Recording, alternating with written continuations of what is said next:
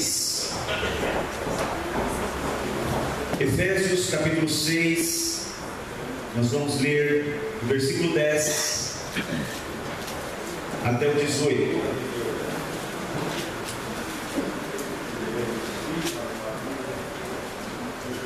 Quem encontrou Efésios 6:10, diga: encontrei. Quem não encontrou, diga: espera um segundo, pastor, que eu já vou achar.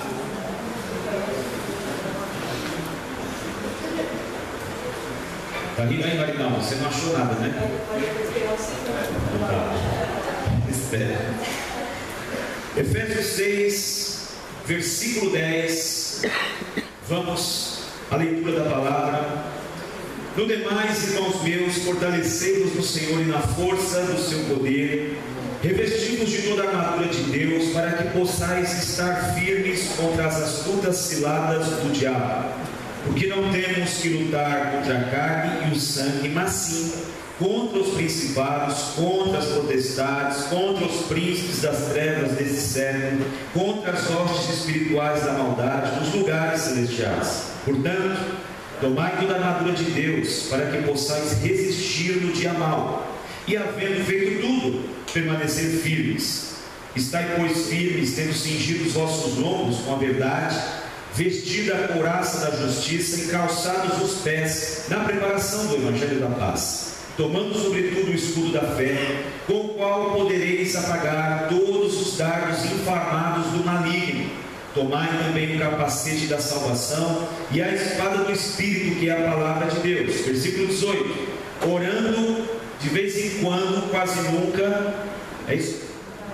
Orando em todo o tempo, com toda a oração e súplica no Espírito, e vigiando nisso, com perseverança e súplica por todos os santos. Amém. Senhor, fala conosco pela sua palavra, ministra o nosso coração, porque precisamos ouvir a tua voz, que haja sensibilidade em nós, que haja um coração desejoso de te ouvir, que haja ouvidos, Senhor, abertos, para que o Senhor nos fale. Em nome de Jesus te pedimos, amém. Irmãos, eu quero falar com vocês sobre um assunto, às vezes meio polêmico, às vezes meio cheio de controvérsia, um assunto que teve uma grande repercussão em meados dos anos 90, ali quase 99 e 2000. Então o assunto que nós vamos tratar hoje é batalha espiritual. Esse é o nosso assunto hoje, batalha espiritual. Muita coisa já foi dita, muita coisa já foi escrita. Eu já li alguns livros, tipo Divina Revelação do Céu, Divina Revelação do Inferno. E, bom, fiquei apavorado quando fui ver as revelações do inferno que alguém disse que teve. Isso lá no início da minha conversão. Depois eu comecei a ler um pouco mais de Bíblia. Aí eu falei, puxa vida, como é que as pessoas têm revelações que Paulo não teve, que João não teve, revelações mais profundas que o livro do Apocalipse, que nem Jesus teve essas revelações e o pessoal tem. E escreve como é que é o céu, e depois escreve como é que é o inferno, e depois manda o pessoal ficar nos cruzamentos aí que tem acidentes, expulsando os demônios. Vai 10 pessoas lá, ficam em volta de um cruzamento de madrugada, expulsando os demônios que estão causando acidente ali. E muita coisa a gente escuta, né? Outros irmãos que também vivem uma espiritualidade de uma flor da pele, né? Do tipo, tá lavando louça, o copo caiu, quebrou, Satanás está aqui, sai do diabo, né? Aquela coisa extrema, aquela espiritualidade assim, maluca. Então eu não quero ser dono da verdade, muito menos querer esgotar o assunto, mas eu quero falar de batalha espiritual de um ponto de vista muito bíblico, nada supersticioso, mas espiritual e bíblico.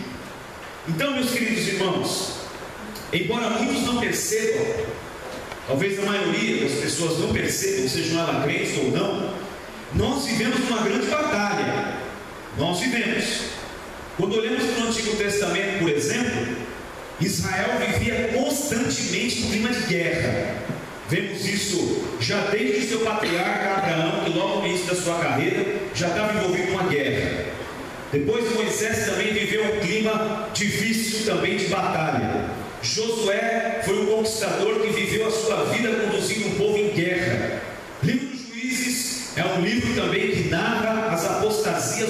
afastamento de Israel e também as guerras. Livro dos Reis, guerra. E até hoje Israel vive um clima tenso ali no Oriente Médio, com os países árabes em volta, os palestinos querendo a sua terra. Então há um clima de guerra em todo o tempo, quando se fala de Israel. Mas no Novo Testamento, Paulo nos mostra que há uma guerra e uma batalha, da qual eu disse que a maioria das pessoas nem se percebe ou se apercebe, contra um inimigo muito forte, contra um inimigo desleal e contra um inimigo extremamente organizado. Então Paulo disse que nós vivemos uma guerra muito séria, uma batalha. E nessa batalha seríssima que a gente vive, e às vezes não nos damos conta, às vezes nós confundimos o inimigo. Às vezes entramos em guerra com a pessoa que a gente casou. Às vezes nós entramos em guerra com a mãe da pessoa com que a gente casou. A famosa figura que o Luiz já está tomando uma cotovelada lá da Renata. Às vezes entramos em guerra por um vizinho do condomínio, do apartamento. Às vezes entramos em guerra com o gerente nazista, ou a gente julga que ele é nazista, descendente de Hitler, ou coisa assim, da nossa empresa. Às vezes entramos em guerra com pessoas, no trânsito, porque as pessoas estão confundindo o seu inimigo, elas estão trocando o seu inimigo. E Paulo vai dizer que essa batalha é contra um reino. E que reino é esse? O reino das trevas. Um reino extremamente organizado, forte, desleal, e que trabalha constantemente, dia e noite, para a destruição. Umas perguntas aí. Será que Satanás existe? O que você acha? Tem crente que acha que não. Será que ele é real? Quem de fato é ele? De onde ele veio? Qual a sua origem? Então, por exemplo, essa figura maligna, que por um pouco de tempo está regendo o sistema desse mundo, ela tem uma origem. Então, no livro de Ezequiel, do profeta Ezequiel não tinha nem ideia do que Deus colocou na boca dele para falar, para escrever. Então, Deus diz aí, levanta uma lamentação ao rei de Tiro. E Deus começa a usar o Ezequiel para falar de uma figura que não tem nada a ver com o rei inimigo de Israel da época. E aí ele vai dizer assim, capítulo 28 de Ezequiel, versículo 12 ao 17: Filho do homem, levante um lamento a respeito do rei de Tiro e diga-lhe: assim diz o soberano Senhor, você é modelo de perfeição, cheio de sabedoria e de perfeita beleza. Não é rei de Tiro coisa nenhuma, é Satanás aqui, é Lúcifer. Você estava no Éden, no jardim de Deus. Todas as pedras preciosas o enfeitavam: sárdio, topázio, diamante, berilo, ônix e jaspe, safira, carbúnculo, esmeralda. Seus engastes e guarnições eram feitos de ouro. Tudo foi preparado no dia que você foi criado. Você foi ungido como um querubim guardião, pois para isso eu o determinei, diz o Senhor. Você estava no Monte Santo de Deus e caminhava entre as pedras fulgurantes. Você é culpável em seus caminhos desde o dia que foi criado, até que se achou maldade em você.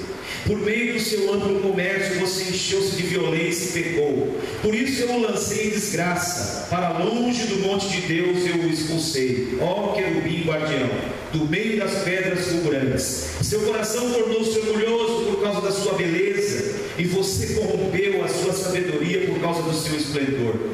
Por isso eu o atirei à terra, fiz de você um espetáculo para os reis. Profeta Isaías, profeta messiânico, também tem uma profecia que possivelmente o profeta Isaías, a pessoa de Isaías, não tinha a menor ideia do que ele estava profetizando ali, mas isso ficou para que nós entendamos. Versículo 12 do capítulo 14 de Isaías: como você caiu nos céus, ó estrela da manhã, filho da alva, como foi atirado à terra, você que derrubava as nações, você que dizia no seu coração: subirei aos céus, erguerei o meu trono acima das estrelas de Deus. Eu me assentarei no monte da Assembleia, no ponto mais elevado do Monte Santo. Subirei mais alto que as mais altas nuvens, e serei como o Altíssimo. Mas às profundezas do inferno você será levado, irá para o fundo do abismo. Então eis aí a figura de Satanás, aquele que se rebelou no céu.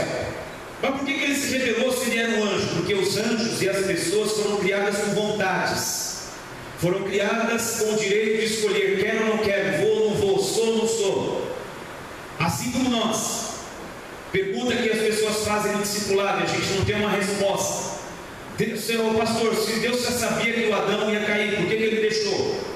Se Deus já sabia que Jó não ia negá-lo, por que ele deixou? Se Deus já sabia que Satanás ia fazer o que ele fez, por que ele deixou? Não sei, pergunta para Deus. Não sei lá, eu não vou saber essas coisas. Mas assim, eis aí a figura responsável pela maldade, responsável pelo pecado, responsável pelo mal ter entrado na terra. Bom, onde ele está agora? Será que ele estaria no inferno? Não, a gente fala assim, mas não está. O inferno não foi inaugurado ainda, ok? Bom, ele está agindo nas regiões celestiais, ele está no mundo invisível, ao nosso redor. Regiões celestiais não é nas nuvens, não é lá no terceiro céu. Regiões celestiais é aqui, onde a gente não enxerga, é acima do chão, e a gente não vê, é onde ele está agindo. Perceba também no texto que acabamos de ler, em Efésios, que ele comanda um reino. Ele vai dizer, Paulo vai dizer, o nosso inimigo não é carne e nem sangue, ou seja, não é pessoa, não é gente. Irmãos, isso é libertador se nós entendermos isso. Teu inimigo não é gente, não é pessoa, teu inimigo é Satanás. E ele comanda um reino que há uma hierarquia, que Paulo chama semelhante a uma hierarquia do exército de Roma na época: principados, potestades, príncipes das trevas desse século, hostes espirituais da maldade nos lugares celestiais. Então Satanás comanda um reino. Qual a sua missão? A missão de Satanás é tríplice, e Jesus disse isso em João capítulo 10, versículo 10: o ladrão vem senão para roubar, matar e destruir. Essa é a missão de Satanás. E esse roubar, matar e destruir não é roubar teu carro, tua carteira, teu celular. Não é. Esse matar não é um matar literalmente você, porque se ele matar um crente que é salvo, ele perdeu. Amém, irmão? E destruir, irmãos, é o estágio final, é a destruição da alma, para sempre longe de Deus. A proposta de matar, roubar e destruir, ela não é literal no que a gente pensa em matar, e roubar e destruir. É a proposta de estarmos para sempre longe de Deus. Mas Jesus disse que ele veio para matar, para roubar e destruir. Mas eu, porém, vim para que tenham vida e a tenham com abundância. Aleluia! Como ele age? Como Satanás age? Onde ele encontra lugar na vida das pessoas, causando males e destruições sem precedentes? Onde? Como? Perceba o negócio, gente. Em linhas gerais, espiritualmente falando, nós podemos dizer assim, que existem dois tipos de pessoas, duas castas de pessoas. A primeira delas, os que estão debaixo do sangue de Cristo e o confessam como Senhor e Salvador de suas vidas, e vivem uma vida de temor e de santidade diante de Deus. O outro tipo de pessoas são os que não estão debaixo do sangue de Cristo, não consideram como absoluto Senhor de suas vidas, mas vivem segundo seus desejos e vontades. Então, como é que Satanás atua? Temos dois tipos em linhas gerais de pessoas. Vejamos. Quando os cristãos, aqueles que não estão debaixo do sangue de Cristo, aqueles que não confessam como seu Senhor e Salvador, eles são um alvo fácil. Pensa numa casa sem trancas. onde qualquer pessoa pode entrar. Pensa numa fazenda, num sítio, numa casa, numa propriedade, onde as portas estão abertas. As pessoas que estão longe de Deus, que não estão com as suas vidas escondidas em Cristo, elas estão como uma casa sem porteira, como uma fazenda sem porteira, onde qualquer um entra e faz o que quiser. Jesus nos dá essa lição dizendo o seguinte: quando uma casa, e ele fala de casa falando de gente, está dominada por um valente, ele fala sobre Satanás. No poder desse valente está essa casa, e tudo quanto tem nessa casa. Ele está falando de alguém que está totalmente dominado por Satanás. Depois vem um mais valente do que ele, entra nessa casa, amarra aquele valente que antes dominava e coloca esse valente para fora da casa. Só que, vez ou outra, aquele valente vem até aquela casa e se encontra aquela casa limpa, pronta, arrumada, cheirosa, adornada, porém vazia. Ele vem e traz outros 7 piores do que ele, e o estado daquela casa é 7 vezes pior do que o anterior. Então, só para resumir a história dessa parábola que Jesus conta, dessa analogia que ele faz dessa casa, ele está falando de alguém que era tremendamente dominado pelo diabo. Jesus vem, o Espírito Santo vem e coloca esse valente para fora. A casa é limpa, o Espírito agora tem acesso a essa casa, só que por algum motivo essa casa não está cheia do Espírito Santo, ou essa pessoa simplesmente foi liberta, mas voltou à vida antiga. Aquele que dominava a casa, ele vem visitar aquela casa e vê: poxa, está vazia. Cadê o valente que me pôs para fora? Tá. Aí ele dá uma subiu. Vem, gente. Aí ele traz toda a gaviões da fiel. Brincadeira. Vamos saber, vai. Ele traz toda a corja junto com ele. E o estado dessa casa é 7 vezes pior do que era antes. Então perceba que Satanás age como casa sem porteira. Aliás, era isso que nós éramos. Paulo, quando escreve aos Efésios, ele vai dizer assim, capítulo 2, versículo de 1 a 3, ele vai dizer assim: Jesus vos vivificou, estando vós mortos em ofensas e pecados.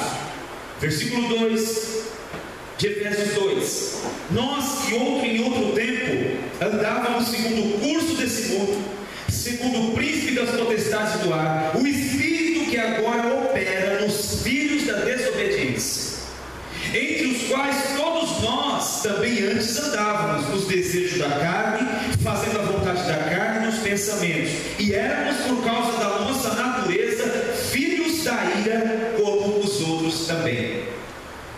Então nós éramos, irmãos, sem perceber, um campo onde Satanás fazia suas peladas. Nós éramos, sem perceber, um mar onde Satanás pegava a sua prancha e surfava à vontade. Nós éramos, sem perceber, aquele alazão bonito que ele montava e dirigia com o cabresto para onde ele queria: para o mal, para o erro, para a mentira, para o adultério, para as bebidas, para as drogas, para a mentira, para as fofocas e para tudo que não presta, porque ele dominava essa casa. E nós estávamos mortos. Mas Paulo vai escrever também em Efésios, a partir do capítulo 3, capítulo 2, versículo 4 em diante: mas Deus, que é riquíssimo em misericórdia, pelo seu muito amor com que nos amou, ele nos salvou, e pela graça sois salvos. Amém, irmãos? Então essa esfera, essa área de atuação já não é mais com a gente. Nós não somos mais uma casa sem porteira, porque nós estamos debaixo de um sangue. Amém? E se nem, lembra do cordeiro lá da Páscoa, que a gente vai falar domingo que vem, se nem o espírito da morte enviado por Deus também para o Egito, ele olha para o sangue do cordeiro, que é símbolo do sangue de Cristo, na verga das portas dos israelitas, e o anjo da morte não pôde entrar. Imagine o sangue de Jesus Cristo sobre a sua vida. Ela pediu as contas lá e causou um certo problema, processou a gente. E a gente colocou isso também lá no tribunal, foi injusto, ela arrumou depoimentos falsos lá para poder tirar dinheiro da gente e tal. Bom, foi falando lá. Eu falei assim, e daí? Então, essa pessoa, ela é candomblé, é uma banda, quimbanda, tudo que é banda. E ela disse para algumas pessoas da empresa que ela não vai parar e não vai sossegar enquanto esse lugar não falir. E eu falei assim, e daí? E daí, pastor, que a gente está meio assim assustado. Eu falei, por quê? Porque ela faz aqueles trabalhos, aquelas coisas lá, né? Eu falei, vocês estão com medo?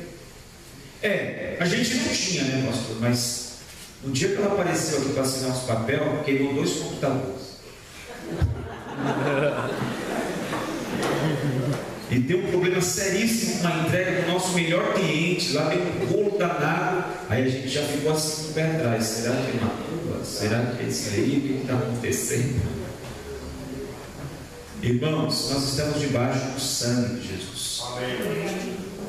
Amém? Às vezes a gente fala, mas não é brincadeira. Tem crente que quando ele vê uma escada atravessada na calçada, ele já vem assim, passo por passo. Bom, mas Jesus está na minha vida, lógico, Jesus está na minha vida, o sangue de Jesus tem poder, mas eu vou contornar a escada só para garantir. Eu vou dar a volta só para não correr risco, que a coisa, a maré já está meio feia, né, cara? Se a maré já não está para peixe, então eu vou contornar, que não custa nada 3 metros a mais, né? Mas eu creio no sangue de Jesus Cristo. Irmãos, não vale maldição contra Jacó, contra Israel. Vocês lembram lá no Antigo Testamento, nós teríamos outra realidade, lógico, mas você lembra do Balaão? Israel está entrando para possuir a terra prometida, Israel está caminhando com o seu povo, e de repente um rei vê que Israel está vindo e devorando os outros povos. Ele vai no profeta, que era o profeta de Deus, e vai dar um cachê para o camarada, amaldiçoar, fazer uma macumba contra o povo de Deus, o Balaão. E o profeta aqui também estava precisando de uma grana, né?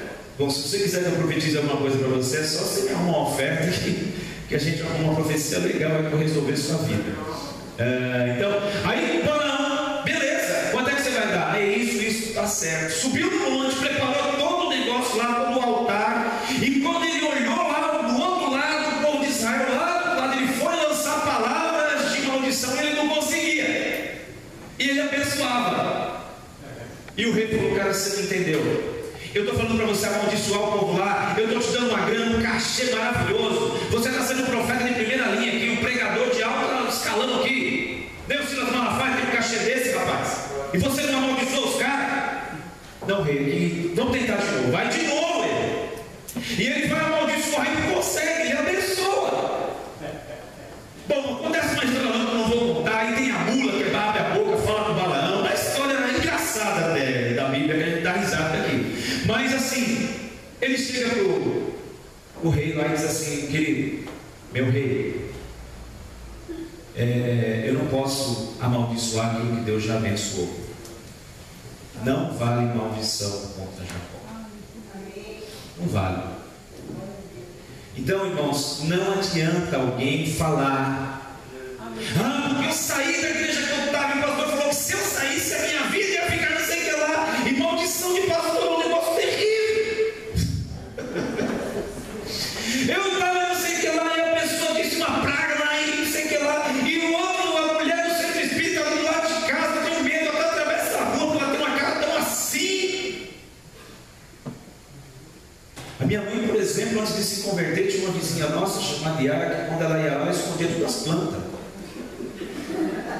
Porque era só Yara aparecer lá, quando ela ia embora, as plantas morria, mas morria mesmo. Mas depois que ela se converteu, irmãos, a Yara vinha em casa lá, na comeira tal, e aquelas coisas tudo lá, as plantas não murchavam mais. E algum tempo depois a Yara converteu-se ao Senhor Jesus, e pronto, final, porque não vale maldição contra Jacó.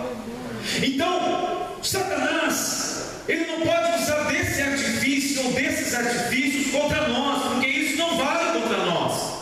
Pode alguém matar um elefante lá no cruzamento, lá, amarrar a boca do elefante com o seu nome dentro e enterrar ele lá, não sei de onde, para enterrar o elefante e acha palha. Mas pode fazer o que quiser, não vai chegar na sua vida. Existem forças do mal que vão chegar até próximo, mas não vai poder atuar. Eu já ouvi testemunhos de pessoas, ex-macumbeiros, ex-umbanda e tal, de dizer assim no seu testemunho que ia em cemitério fazer trabalho, e quando iam vir logo numa sepultura, o guia dizia assim: não mexe aí. Mas por quê? Eu vou mexer aqui, tá fácil. Esse daí você não pode mexer, vai em outro lugar. Mas esse aqui já está aqui. Esse daí você não toca porque é do grandão. E depois de morto, Deus me deixa tocar. Você acha que Deus vai tocar? Que bicho feio vai tocar na sua vida desse jeito? Não vai. Mas Ele pode tocar de outro jeito. E é isso que eu vou falar para vocês agora. Batalha espiritual.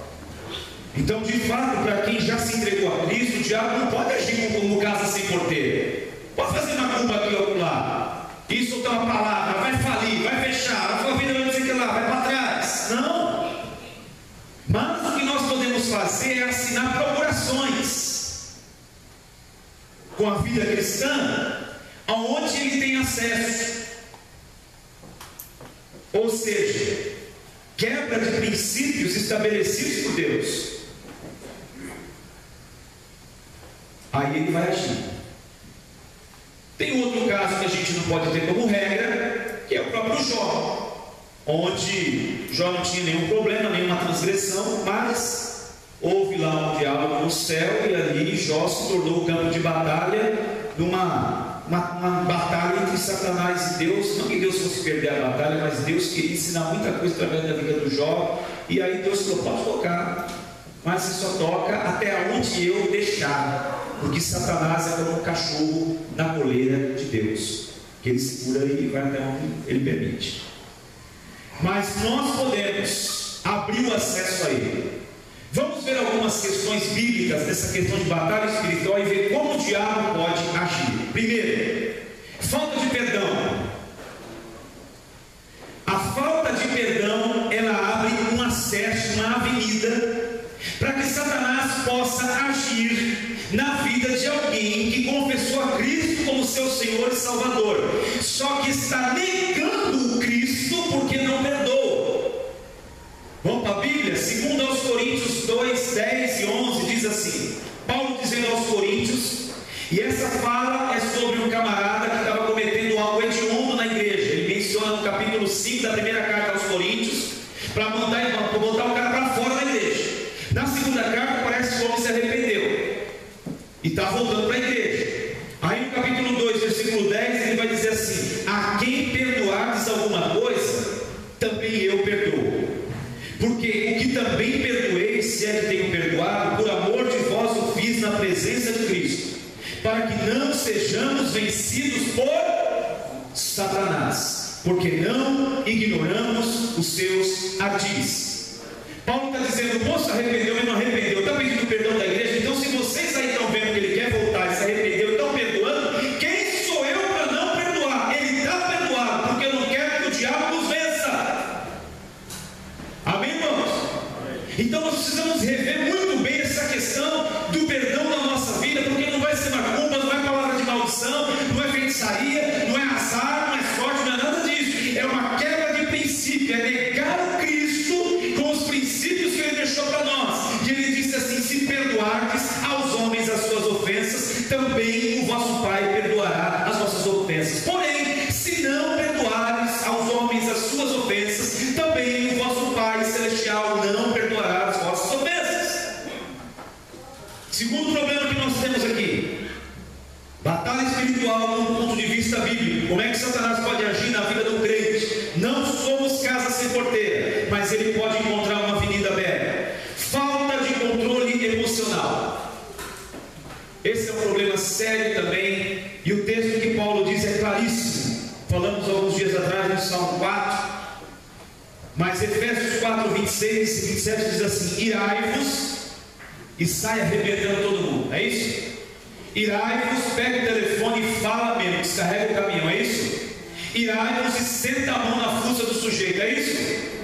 Irai-vos e sai gritando feito um histérico doido dentro de casa que há 3 quarteirões escolhe, é isso? Irai-vos e não pequeis, não se ponha o sol sobre a vossa ira. Aí ele vai dizer no versículo 27, não deis lugar ao diabo.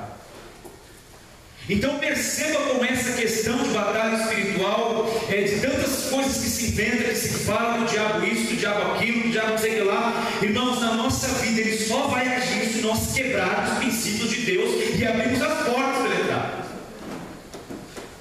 Alguém outro dia disse para mim, algum tempo atrás, falou: pastor, Deus está me mostrando que ele está colocando por terra o diabo que está agindo na sua casa. Eu falei: não, irmão, você está enganado, ele já pôs por terra. Não tem diabo, não. Não tem diabo lá.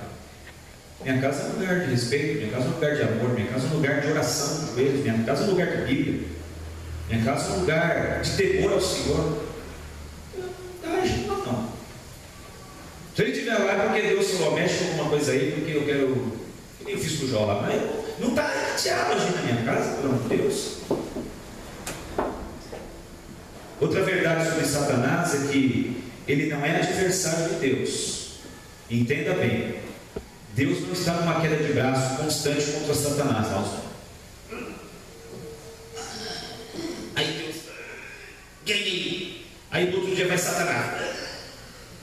Não, Deus não tem adversário. A Bíblia fala de Satanás como vosso adversário. Adversários são aqueles que as forças equivalem. Um dia tu ganha, um dia empata, outro dia perde. Aquela coisa assim que se equivale. Outro problema que nós temos é a falta da devida atenção e prioridade à palavra de Deus.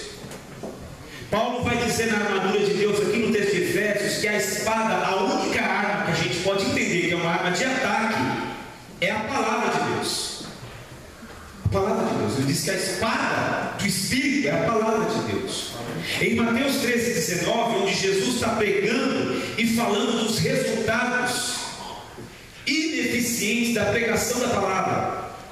Ou seja, a semente da palavra cai em 4 tipos de solo, que representam 4 tipos de coração. Só num coração ela frutifica, nos outros 3 ela não frutifica. Isso na matemática simples dá 25% de resultado bom, só 75% de resultado ruim. E um dos resultados ruins é a semente na beira do caminho, aonde ele vai dizer: quando alguém ouve a mensagem do reino e não a entende, e o maligno vem e arranca o que foi semeado no seu coração. Esse é o que foi semeado à beira do caminho.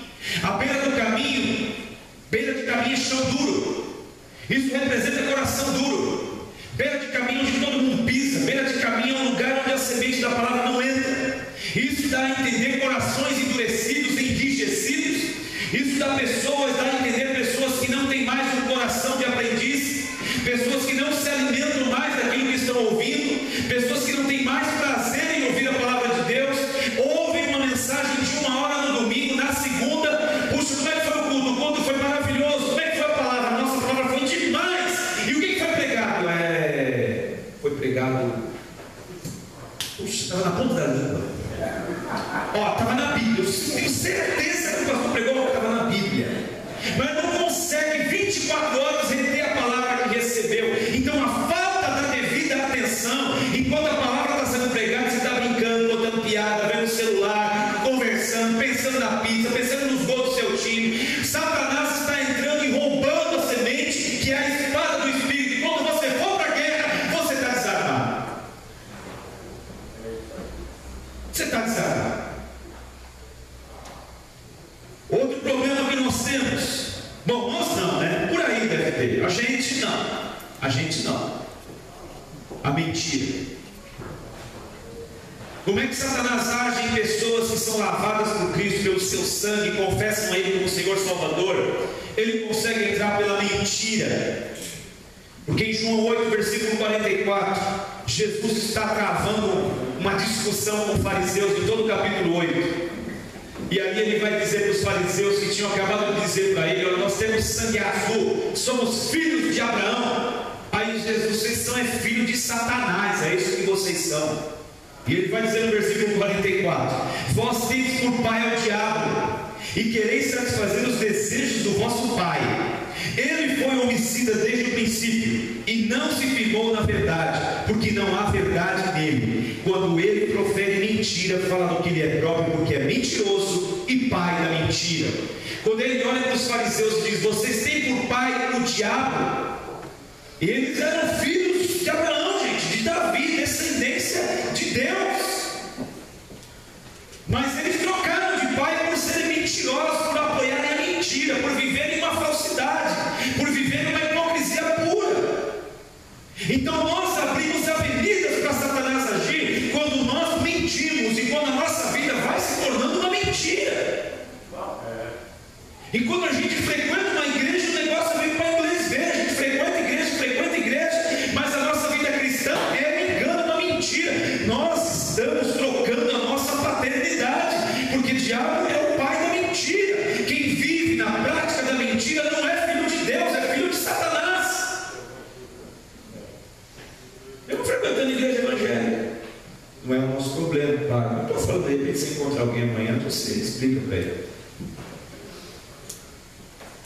Existem outras procurações que nós também damos, que são ligadas à quebra de princípios morais estabelecidos por Deus. Por exemplo, Saul, ele ignorou a vontade de Deus e violou o princípio da autoridade, porque ele não podia oferecer sacrifício, porque ele não era sacerdote, ele era rei. E ele vai e atropela as coisas, ele atropelou o princípio da autoridade, porque a gente lê o Antigo Testamento e fala: puxa, Deus foi cruel com Saul. O que ele fez de tão ruim assim para Deus tirar o seu reino? O povo estava se dispersando, a guerra estava na iminência de acontecer, ia morrer muita gente, tinha que sacrificar o Senhor, tinha que fazer o sacrifício e tal. O Samuel não chegava. O Samuel, ele era pastor do negócio na Bíblia, ele não chega, ele está atrasado, ele não vai fazer. Quem foi de tão grave assim? Ele violou o princípio de Deus, irmãos, o princípio da autoridade. E violar o princípio de Deus é correr um risco de mexer com Satanás. Saul terminou a sua carreira endemoniado, possuído por um espírito maligno. Assim como ele terminou a carreira. A gente olha, por exemplo, o Davi, o grande rei Davi, já com seu reino unificado. Em 1 Crônicas 21:1, a Bíblia diz que ele se encheu de orgulho. E Satanás o incitou. A Bíblia diz que através do orgulho de Davi, da soberba de Davi, Deus disse: não faça censo, não faça contagem. Davi queria gloriar-se do grande reino, do número do seu exército, das suas expansões do reino, e ele orgulhou-se. Ele queria cantar grandiosa escolha no espelho. Deus disse: não faz isso. Só que Satanás foi no orgulho de Davi e diz: conta, faz o censo. Vai, vê aí o que você conquistou. Faz um balanço da tua grande carreira. Vai, Davi. E Davi fez. E o resultado disso foram 70.000 pessoas mortas de Israel. Satanás entrou. E Davi era um homem segundo o coração de Deus. E Satanás entrou no coração de um homem segundo o coração de Deus, por causa do orgulho, da soberba. O Judas, ele roubava a bolsa desde o início do ministério de Jesus. Alguém pergunta: por que Jesus não botou ele para fora? Por que Jesus não falou: seu safado, sem vergonha, bandido, sai daqui, vou colocar no seu lugar? Por que Jesus aguentou um bandido no meio deles?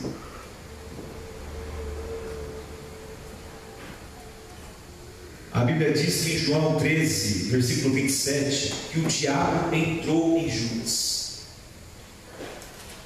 Pedro quis convencer Jesus a não ir para a cruz.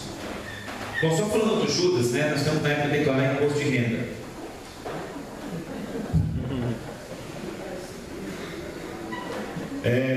Brinca não, irmão. Brinca não. Faz as coisas direito. Não faz bobeira não.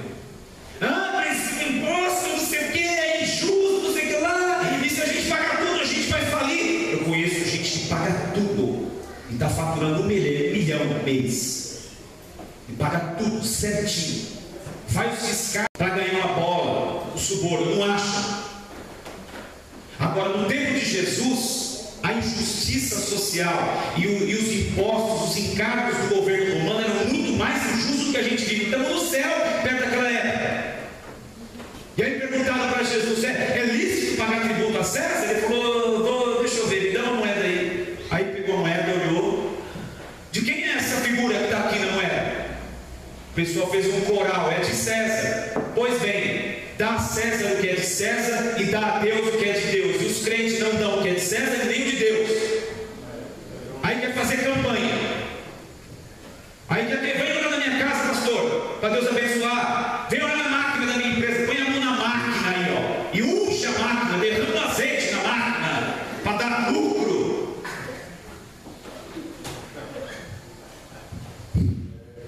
Engraçado, né, bispo? O Pedro, gente, o Pedro acabou de ter uma revelação fantástica. Quem eu sou? Por aí, o que dizem a meu respeito? Senhor, o pessoal diz que o Senhor é o Elias, é João Batista que ressuscitou, Jeremias, um dos profetas aí. O pessoal diz isso de mim. Vocês aqui que estão comigo, para vocês, quem é que eu sou? Aí levanta o Pedrão e diz assim: para mim, tu és o Cristo, o Filho de Deus vivo, Jesus. Puxa vida, Pedro. Isso foi uma revelação do céu. Essa frase, Cristo, Filho do Deus vivo, significa: tu és a esperança messiânica, ou seja, Deus está encarnado na minha frente. Não foi carne e sangue que te revelou, Pedro, foi do céu. Mas convém que o Cristo padeça nas mãos do fariseu, morra, não sei o que lá, e ressuscita no terceiro dia. Não, Senhor, o Senhor não vai morrer, não. Vem cá, Senhor, eu não vou deixar que ninguém maltrate o Senhor. Jesus olha nos olhos de Pedro e diz assim: para trás de mim, Satanás. Porque você não cogita das coisas de Deus, você só cogita das coisas do homem. Sabe por que Satanás entrou ali em Pedro? Porque Pedro estava olhando para Jesus como aquele que ia dar um salto na sua carreira de pescador para primeiro-ministro, de pescador para general do exército, de pescador para governador, senador ou alguma coisa assim. Porque a esperança de Pedro, tanto é que eles viviam brincando entre eles para ver quem era o maior. Tanto é que a mãe do Tiago e do João vivia dizendo para Jesus: quando o Senhor assumir, coloca o meu filho de um lado e o outro do outro, hein? Quero lugar de honra para os meus filhos. E quando Jesus percebeu o egoísmo de Pedro e o seu desejo de olhar para Deus que estava na frente dele e querer só o seu conforto egoísta e pessoal, Deus disse: Satanás está aí, Pedro, porque só cogita das coisas do homem. Satanás entra em nós quando a nossa vida fica pautada no melhor conforto para nós e ponto. Aonde Deus serve para melhorar as coisas da nossa vida, para a gente comer melhor, beber melhor e dar o melhor para a nossa família e ponto. Satanás entra quando a gente ignora o reino de Deus e tudo que fazemos é para o nosso próprio deleite. Ele vai entrar por essa avenida aí que entrou em Pedro: o senhor não vai morrer, o senhor não vai sofrer, o senhor não vai para a cruz. Ele diz: Pedro não, Satanás, é você que está aí, né? Sai que Pedro é meu amigo, sai. Está dizendo aí, Pedro é gente boa, não vai fazer isso mesmo não. Mas porque Pedro estava cogitando das coisas dos homens. Amém, irmãos? Eu estava sonhando com uma carruagem zerada, um ar-condicionado de direção, hidráulico, 2.0, sabe, com tudo completão. Pedro estava sonhando com uma caçona, um garagem subterrânea, 1 andar, 2 andares, 3 andares, asqueira, lareira. Pedro estava sonhando com muitos empregados à sua volta. E Satanás, você só cogita dessas coisas aí. Pode sair, Pedro. Como podemos vencer o diabo então? A gente já falou por alguns lugares, se entra. Como é que a gente pode ir nessa batalha espiritual bíblica vencer Satanás? Seria dizendo assim para ele: sai! Eu já fiz orações aqui na igreja mesmo, gente, em que alguém pegava o microfone e falava assim: vira para o lado que está a sua casa. Aí o pessoal vira para cá, vira para lá, vira para cá. Expulsa agora, diz aí, Satanás, sai da minha casa. E eu lá, sai, Satanás, da minha casa, sai. Pois eu passo os anos, eu fico pensando nessas loucuras, nessas bobeiras. Eu falo, meu Deus do céu, por que eu não comecei a ler Bíblia um pouco antes? Comecei a orar um pouco antes, aprender de Deus um pouco antes. Satanás ri dessas coisas, irmãos. Satanás é um bicho inteligente, sagaz. Ele habitou pertinho do trono de Deus. Eu vejo o pessoal compondo música. Agora a gente vai contar 3, vai entrar o refrão, a gente vai pisar em Satanás. Ai, gente, 1, 2, 3. Ele está rindo disso aí. Satanás ri dessas coisas. A gente não expulsa Satanás batendo o pezinho, gritando. Jesus esteve envolto com pessoas endemoniadas. Havia até uma mulher corcunda que só olhava para baixo por anos, 18 anos a fio, e não era uma escoliose, não era um problema de coluna, era um espírito maligno sobre ela.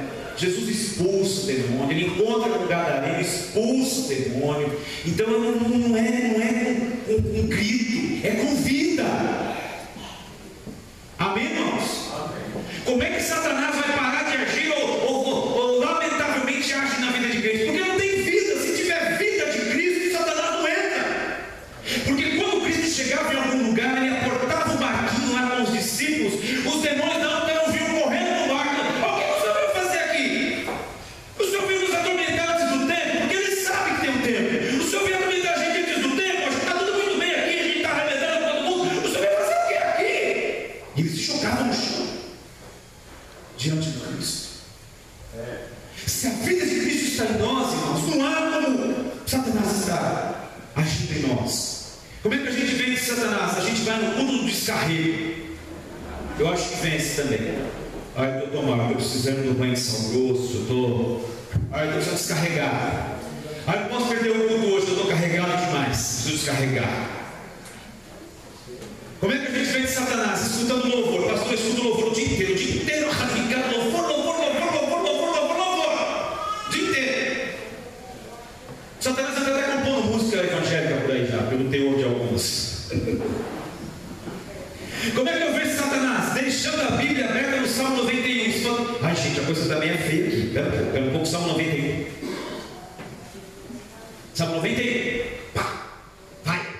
Beleza, pronto. Salmo 91 espanta as coisas. Salmo 91, isso aqui é poderoso. Isso é forte. Como é que eu expulso? Como é que eu venço o diabo? Assistindo o programa evangélico. O programa evangélico, pelo amor de Deus, está pior que as novelas. Enganação danada. Trazendo pessoas para orar em casa. Tem gente que tem essa, né? A coisa não anda. Deixa eu chamar a irmã lá. A irmã é uma bênção. Vou trazer ela para orar aqui. Fazer 7 sexta-feira orando aqui em casa. Ela quer terceirizar com a irmã de oração para as coisas melhorar para ela na casa dela. Mas viver o cristianismo ela não quer. Viver a vontade de Deus ela não quer. Ela quer terceirizar. Então já tem alguém que ora, alguém que jejua, alguém que lê Bíblia, alguém que anda em santidade. Vem cá e resolve a gente aqui em casa. Vem aqui 7 dias. Vai dar umas batidinhas de pé, profetiza e tal. Que meu marido se converte. Aí a casa fica boa, meus filhos deixam de ser rebeldes. A casa vai ficar em paz, porque a irmã de oração vem lá e resolve as coisas. Como é que a gente vence Satanás? Como é que ele sai da casa dos crentes? Não, pastor, a gente unge. Eu vi um testemunho uma vez de uma pessoa, gente. Eu falei, não é possível, é muita. Estava uma epidemia, um negócio, uma praga de barata no prédio. Aí a pessoa teve a direção de Deus, de ungir os umbrais do apartamento dela. Aí na porta do apartamento ela pegou azeite e jogou azeite lá e tal. E ela deu testemunho, depois daquele dia nunca mais entrou barata no meu apartamento, mas o prédio continuou infestado. Eu falo, meu, isso que Cristo...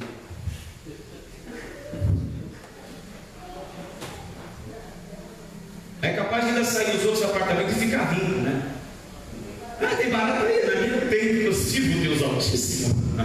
Eu ungi o pão da minha porta. Você não serve a Deus? Morra aí umas baratas, seu ímpio. umas coisas que eu falo, meu Deus, como é que Satanás sai? Vamos falar sério então, rapidão aqui, bate e pronto. Eu quero vencer essa batalha espiritual porque ela existe e não é brincadeira. Paulo diz que é um reino organizado, que é um reino das trevas e que a destruição a gente não precisa nem comentar. Primeiro, tome nota: sujeite-se à vontade de Deus. Simples, sujeite-se à vontade de Deus. Como pastor? Anseia, deseja a vontade de Deus acima, muito acima da sua. Tiago, capítulo 4, versículo 7: sujeitai-vos, pois, a Deus, resisti ao diabo, e ele fugirá de vós.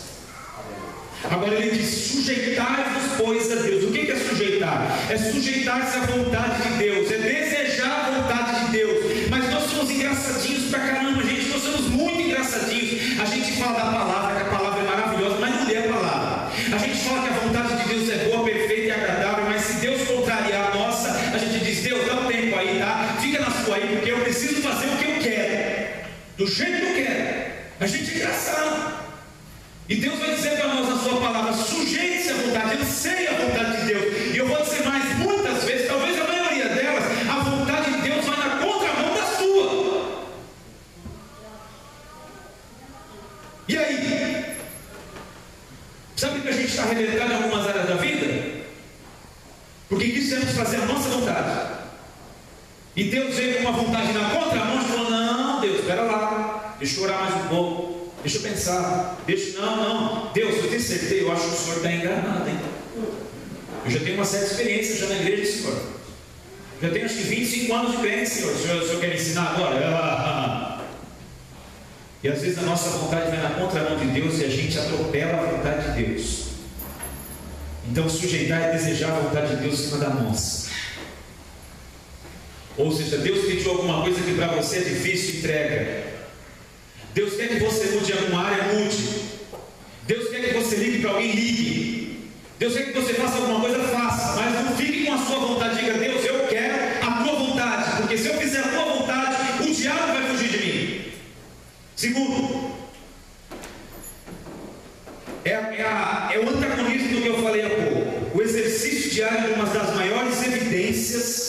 Exercício diário de uma das maiores evidências de que Cristo está realmente em nós e de que o Evangelho está sendo eficaz em nossa vida. Perdoe sempre, tudo e de todos. Perdoe sempre, tudo e de todos. Mas pastor, você não sabe a vergonha que eu passei. Pastor, você não sabe o prejuízo que eu tive. Pastor, você não sabe a humilhação. Foi maior do que a de Jesus? Sofreu mais do que Jesus?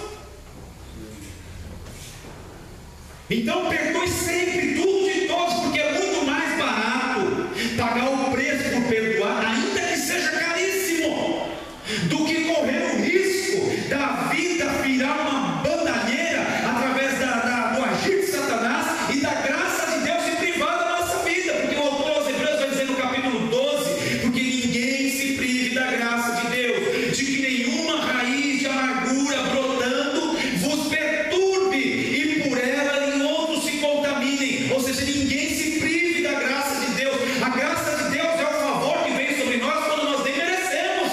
A gente está meio fraco aqui e ali, e Deus vem e nos abençoa, e Deus nos surpreende. Isso é graça. Agora, quando a gente não perdoa, seca-se a graça, fecha-se o céu, vira bronze. Então eu quero o diabo longe de mim. Siga o conselho de Paulo: se você perdoar, eu também perdoo. O cara cometeu algo terrível aí, escandalizou a igreja em Corinto, mas ele arrependeu querendo voltar. Se vocês estão perdoando, eu também perdoo, para que nós não sejamos vencidos por Satanás, porque não ignoramos os seus ardis. Perdoe tudo de todos e sempre. Terceiro, busque do Espírito Santo de Deus o maior controle emocional, ou seja, aumentar o pavio, gente. Muito crente estéril, muito crente bravinho, muito crente por qualquer coisa está querendo uma encrenca, brigar, gritar, xingar, escrever no Facebook, sentindo-me magoado. Mas o que fazer? Aliás, rede social não é lugar para ficar expondo sentimentos, expondo raiva dos outros. Para com isso. Não cresceu um pouco, gente. Provérbios 25, 28. Como a cidade derrubada sem muro, assim o homem sem autocontrole. Provérbios 16, 32. Melhor é o que tarda em irar-se do que o poderoso, e aquele que controla a si mesmo do que aquele que toma uma cidade. Eclesiastes 7, 9. Não te apresse no teu espírito a irar-te, porque a ira repousa no íntimo dos tolos. Tiago 1, 19 e 20. Portanto, meus amados irmãos, todo homem seja pronto para ouvir, tardio para falar, tardio para se irar, porque a ira do homem não opera a justiça de Deus. Eu deve pensar assim, porque eu acho que eu ia vir no culto hoje, por que eu vim? Bem feito. Nós precisamos, irmãos, ser mais tardios. Nós precisamos mais de Gálatas 5, 22. Sabe, se Deus está falando alguma coisa com você, eu acho que deve estar falando com alguém aqui, né? Porque comigo está falando. Então levante as suas mãos ao céu, uma das mãos ao céu. Nós precisamos mais de Gálatas 5, 22 na nossa vida. Mas o fruto do Espírito é amor, é paz, é alegria, é longanimidade, é benignidade, é bondade, é fé, é mansidão, é domínio próprio. Contra essas coisas não há lei, e contra essas coisas não há Satanás que exista. Aleluia! E para a gente finalizar, busque viver uma vida acima da média. Qual é a média, irmãos, de vida de crente que a gente conhece nos dias de hoje? Qual seria uma regra geral dos crentes assim que a gente conhece, a maioria deles? Eu diria que a média, sim, a maior, não é uma média, né? A regra geral é: cristãos pecam voluntariamente e raramente se arrependem. Cristãos normalmente têm uma vida de oração rasa. Tem uns que nem orar oram. Cristãos não têm nenhuma relação com a Bíblia. Nenhuma. Ainda vem, pastor, eu leio a Bíblia, mas eu não entendo. Eu leio a Bíblia, mas me dá sono. Mas o cara quer fazer sorteio. Ele só pega quando está desesperado. Senhor, pelo amor de Deus, fala comigo, daqui 10 minutos eu tenho que resolver isso aqui. Pá! Aí cai lá no profeta Ezequiel, a cesta de figo, não sei o que, não tem na Bíblia. Ou então caixinha de promessa. Ele foi na casa do irmão lá, a esposa dele denunciou ele. Olha o que tem aquele pastor. Aí veio com a caixinha lá, ele não mostra com o pastor. Por que tem caixinha de promessa aí? Se for na sua casa, eu vou botar fogo nesse negócio. Eu vou tacar fogo nisso. Horóscopo, gente, horóscopo de crente. Deixa eu ver. Senhor, fala comigo. Aí vai na caixinha lá. Aí olha o que saiu. O Senhor é meu pastor, nada me faltará. Cristãos sem comprometimento com Deus, com o seu reino. Cristãos que aparecem na igreja quando querem, quando bem entendem, que são negligentes com a sua carreira cristã, com as funções que assumem no ministério, né? Então a média é essa. Infelizmente existem cristãos tão vazios de Deus que passam semanas, até meses, sem sequer dizer uma frase sobre Jesus a alguém. Essa é a média. Será que nós estamos nessa média? Pensa aí, quando foi a última vez que eu falei alguma coisa sobre Deus, sobre Jesus a alguém? Puxa, pastor, com a memória ruim. Eu acho que foi lá em 90. A gente está tão vazio de Deus que nem o diabo quer entrar, irmão. O diabo fala: não vai entrar aí não, eu vou entrar, eu vou me lascar. Eu vou ficar longe, vai que esse cara me possui. De tão ruim que é. Vamos viver acima dessa média, irmãos? O que vocês acham? Vamos nos desafiar a sair dessa média ruim de crente. Eu creio que Deus tem uma vida cristã muito melhor acima dessa média. Vamos viver uma vida mais íntegra, de repúdio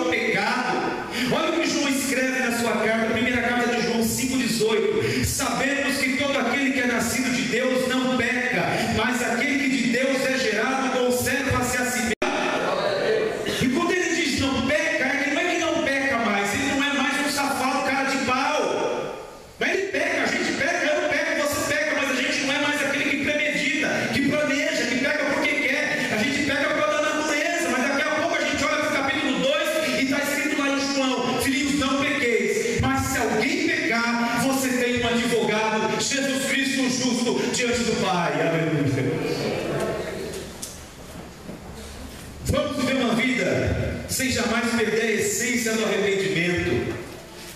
Alguém lembra de arrependimento mesmo?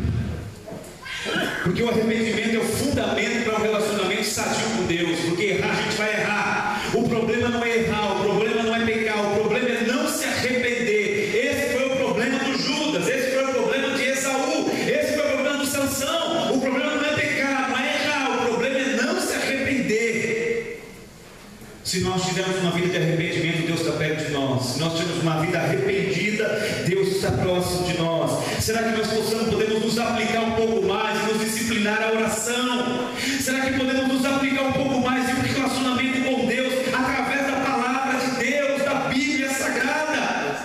A W. Tozer, grande homem de Deus, certa vez foi indagado com a seguinte pergunta: Tozer, o que é mais importante para um cristão, a oração ou a leitura da palavra? Tozer respondeu com outra pergunta: o que é mais importante para um pássaro, a asa direita ou a asa esquerda?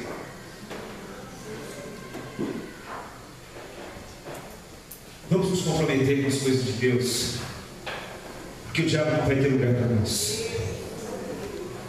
Vamos nos comprometer mais e mais com Deus, com a casa de Deus, com o reino de Deus, com nossas funções no ministério. Vamos desenvolver um coração mais perdoador. Perdão é uma das facetas da lei do amor. Satanás não tem lugar para agir onde o amor se estabelece, porque Deus é amor. O Senhor proporcionará oportunidades de ouro para que nós sejamos fontes que jorram com esse evangelho maravilhoso. E eu finalizo com João, 1 de João 4,4. Filhinhos, sois de Deus e já tendes vencido o diabo, porque maior é o que está em vós do que aquele que está. Amém? Sois de Deus e já venceste o diabo, porque maior é o que está em nós do que aquele que está no mundo. Tem que te dar em nome de Jesus.